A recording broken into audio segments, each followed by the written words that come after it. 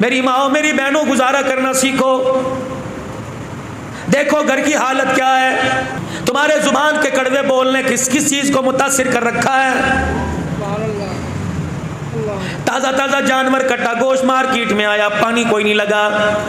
شیخ صاحب چلے گئے, انصاری صاحب چلے گئے, کمبو صاحب چلے گئے, میرے عزیزوں اپنی قوم والے چلے گئے اور جا کے کہا یہاں سے گوشت کاٹ کے دے. حاجی صاحب کہاں کا لوگے, گردن کا, کمر کا لوگے, اٹھ کا لوگے. اپنی مرضی سے گوشت لے کے آیا, تازہ تازہ سبزی اپنی مرضی سے لے کے آیا, گھی ڈالنے میرے عزیزوں مسالے اپنی مرضی سے لے کے آیا. بیوی سے کہا ایسا بنائیو, اللہ اکبر, جوانی کی یاد تازہ ہو جائے, ایسا بنائیو کہ انگلیاں چاٹتا چاٹتا رہ جاؤ. بیوی نے بھی بڑی آؤ بھگت کے ساتھ کھانا بنایا, سالن تیار ہو گیا. گھر والا ٹائم پہ روٹی کھانے کے لیے آیا, آگے سالن روٹی پڑی, ہاتھ بھی دھوئے تھے, بسم اللہ بھی پڑی تھی, وعلی برکت اللہ بھی کہا تھا. روٹی کا ٹکڑا توڑا, سالن میں ڈبویا اور پہلا لقمہ منہ میں لیا, ماتھے پہ بل آ گئے, چہرے کا رنگ بدل گیا.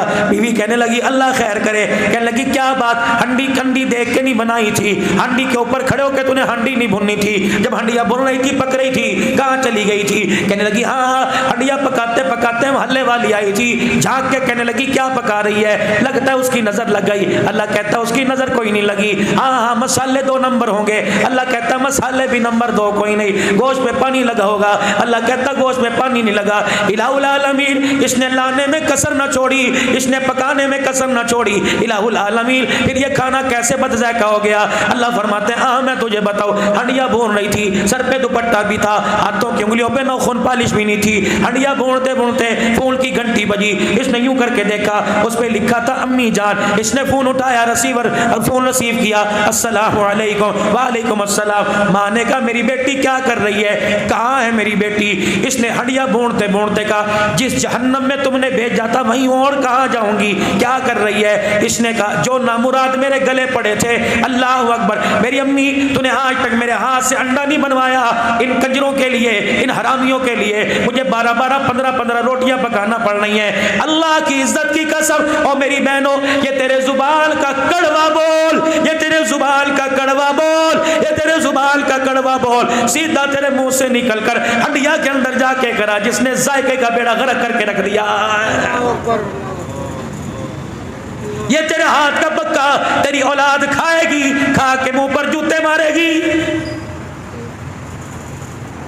شور کھائے گا, یقین جان پکانے والی اور کھانے والا دونوں پکا کھا کے اسپتالوں میں جائیں گے. تم کیا سمجھتے ہو کسی کی غیبت کرنا, تم کیا سمجھتے ہو کسی کی بے عزتی کرنا, تم کیا سمجھتے ہو کسی کے عیب اچھالنا, تم کیا سمجھتے ہو کسی پہ انگلی اٹھانا بچ جاؤ گے. الغیبت اشد من الزنا, فرمایا او لوگوں زنا کرنے والے کو تو معافی مل جائے گی, کسی کی چغلی کھانے والا, کسی کے عیبوں کو اچھالنے والے کو معافی نہیں ملے گی. مر گئے مر گئے مر گئے مر گئے. کسی سے پوچھ کے دیکھ لو کیا حال ہے, اب گزارا ہو رہا ہے, کوئی شکر کرتا ہی نہیں, کوئی کہتا نہیں اللہ کا شکر ہے. اگر اپنی قابلیت کو دیکھیں تو ہماری قابلیت ایک سوکھی روٹی کی نہیں, قربان جاؤں دیسی گھی کے پروٹھے کھلا رہا ہے. اگر اپنی قابلیت کو دیکھیں تو سادہ پانی کے بھی میرے عزیزوں ہم اس کے آگے سر اٹھا کے نہیں مانگ سکتے, لیکن قربان جائیں وہ دودھ کے شربت پلا رہا ہے. شکر کرنا سیکھو. بیوی دعا کر رہی ہے, شوہر آمین کہہ رہے ہیں. بیوی کہہ رہی ہے چل اب روٹی لے کے جا. روٹی لے کے جاتا جاتا کمرے میں گھستا گھستا رک گیا. اب کیا ہوا کہ عرب کا دستور ہے, مہمان نوازی کی ایک عادت ہے, جب کوئی مہمان روٹی کھانے بیٹھے ہیں اس کے ساتھ میزبان بھی بیٹھتا ہے. روٹی ایک, وہ بھی اتنی سی چپاتی, اس کا پیٹ نہیں بھرے گا. اگر 2-4 ٹکڑے میں نے منہ میں لے لیے تو میرا پیٹ بھی نہیں بھرے گا, اس کا نہیں بھرے گا.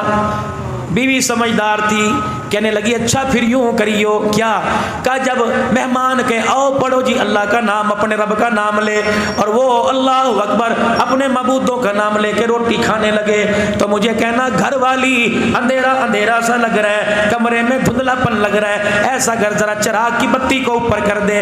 میں آؤں گی, چراغ کی بتی اوپر کرنے کے بجائے چراغ کی بتی کو انگلیوں میں لے کے مسل دوں گی, اندھیرا ہو جائے گا. تو روٹی تک ہاتھ بڑھا کے خالی منہ تک لاتا رہیو, مہمان روٹی روٹی کھاتا رہے گا، اس کا پیٹ بھی بھر جائے گا، تیری مہمان نوازی کا بھرم بھی بچ جائے گا۔ اللہ اکبر۔ جب دسترخوان لگا، گھر والی ذرا چراغ ذرا اونچا کر دے، روشنی ذرا تیز کر دے، گھر والی نے چراغ اونچا کرنے کے بجائے چراغ بجھا دیا۔ میزبان دسترخوان تک ہاتھ لاتا رہا، خالی ہاتھ اپنے منہ تک لاتا رہا، چب چب کرتا رہا۔ مہمان سمجھا کھانا کھا رہا ہے، جب کھا لیا اللہ اکبر اور چاہیے کہ نہ اس میں برکت ہی ایسی تھی، ایک روٹی کھائی نہ گئی۔ اللہ اکبر۔ تو نے اندھیرا کر کے اپنے دسترخوان کو، اپنی میزبانی کو مہمان سے تو چھپا لیا، خدا سے کیسے چھپا سکتا ہے؟ صبح ہوئی، مہمان کا ہاتھ پکڑا، کہا جی اٹھیے ہماری نماز کا وقت ہو گیا۔ اب جس نے کھلا کے سلایا تھا اٹھ کے اس کے آگے سجدہ کرنے کا وقت آ گیا۔ مسجد نبوی میں لے کے جانے لگا، حضور مصلی پہ کھڑے ہو کے دروازے کو یوں یوں دیکھ رہے۔ جب وہی صحابی مسجد نبوی کے دروازے پر آیا، حضور نے اللہ کا قرآن پڑھنا شروع کر دیا۔ وَيُؤْثِرُونَ عَلَىٰ أَنفُسِهِمْ وَلَوْ كَانَ بِهِمْ خَصَاصَةٌ۔ اللہ اکبر۔ ایک روٹی دینے والے میزبان کو قریب بلایا، فرمایا واہ واہ واہ واہ واہ واہ، کیسی مہمان نوازی کی، تیرے دسترخوان کو دیکھ کر جبرائیل قرآن خدا کا آسمان سے لے کے آ گیا۔ مر گئے مر گئے مر گئے، زندہ کب تھے؟ اگر زندہ ہوتے تو ختم نبوت پہ کوئی انگلی نہ اٹھاتا۔ مر گئے مر گئے، زندہ کب تھے؟ نبی کی عائشہ پر کوئی انگلی نہ اٹھاتا۔ مر گئے مر گئے، زندہ کب تھے؟ اگر زندہ ہوتے تو ابو بکر کو کوئی برا نہ کہتا، امیر معاویہ کی شان میں گستاخی نہ کرتا، حضرت رقیہ ام کلثوم کو گالیاں نہ دیتا، نبی کے عمر کوئی گالیاں نہ دیتا۔ اور کب تک مرے رہیں گے؟ اس مرے پن میں قبروں میں چلے جائیں گے۔ اور لوگوں، رزق کا وارث اللہ، عزت کا مالک اللہ، شہرت کا مالک اللہ، حیات کا مالک اللہ، موت کا مالک اللہ۔ ڈٹ جاؤ ڈٹ جاؤ، کفر کے مقابلے میں ڈٹ جاؤ۔ رب کعبہ کی قسم ہے، بدر کا میدان تھا، 313 میدان کے اندر اترے، پیر میں جتی کوئی نہیں، سر پہ ٹوپی کوئی نہیں، کال پگڑی کوئی نہیں، پیٹ میں روٹی کوئی نہیں، تن پہ کپڑا کوئی نہیں، لیکن میرے عزیزوں ایمان کا جذبہ لے کے اترے تھے۔ ان کے ایمان کی طاقت کو دیکھ کر جبرائیل بھی اپنا لشکر لے کے ان کے ساتھ آ کے کھڑا ہو گیا تھا۔ شکر کیجیے اللہ کا ادا، ہر حال میں اللہ کا شکر۔ 3 باتوں کا خیال رکھ لو، ہمیشہ ہمیشہ کامیاب رہو گے۔ پہلی بات یہ، کبھی بھی اپنے دسترخوان پر، کبھی بھی اپنے دسترخوان پر میرے عزیزو، اللہ اکبر، کبھی بھی میرے عزیزو اپنے دسترخوان پر حرام کا لقمہ لے کے نہ آنا۔ بچوں نے آگ مانگے، کہتے بیٹے گنجائش کوئی نہیں، بچوں نے فروٹ مانگا، کہتے بیٹے گنجائش کوئی نہیں، ان کی فرمائش بے شک 15 دن میں پوری کر، ان کی فرمائش بے شک 10 دن کے اندر پوری کر۔ خبردار اپنے بچوں کے لیے حرام نہ لے کے آئیو۔ اگر تیرے دسترخوان پر، میری بہن، میری ماں، میری رانی، اگر تیرے دسترخوان پر حرام کا لقمہ آ گیا تو رب محمد کی قسم ہے تیرے آنے والی 3 نسلوں کا بیڑا غرق کر کے رکھ دے گا۔ بچوں کو پیچھے لگا دیا،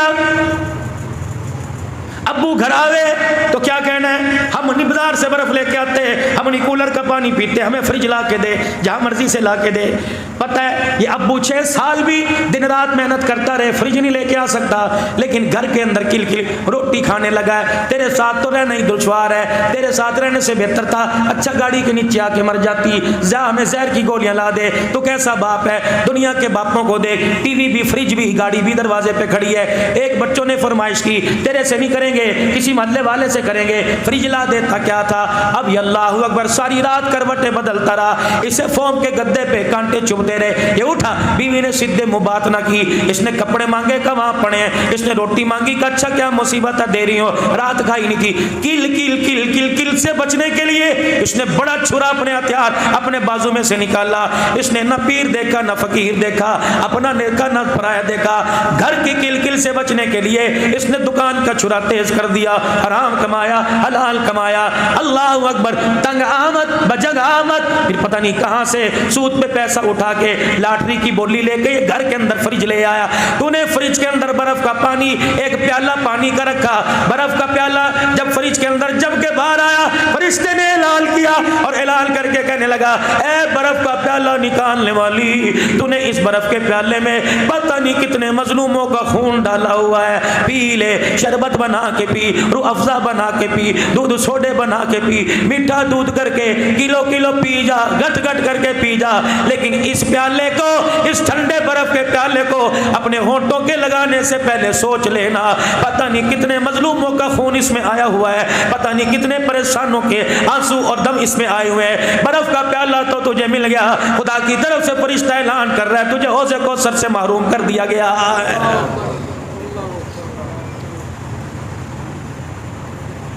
ہمیں نہیں پتا گھر کے قالین اور پردے اس سے پہلے لگیں گے، جہاں مرضی سے لگا،